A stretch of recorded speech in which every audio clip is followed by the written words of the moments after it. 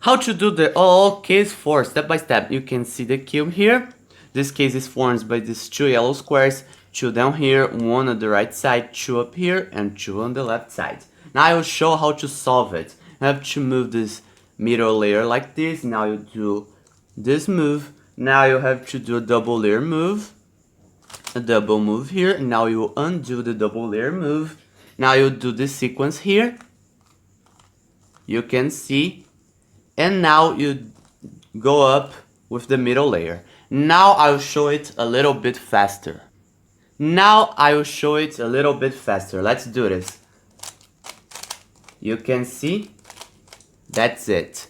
I hope you enjoyed this video. Subscribe my channel to help me do more contents for you. And comment below if you liked and if you want more videos like this. I will wait you for the next contents. Take care.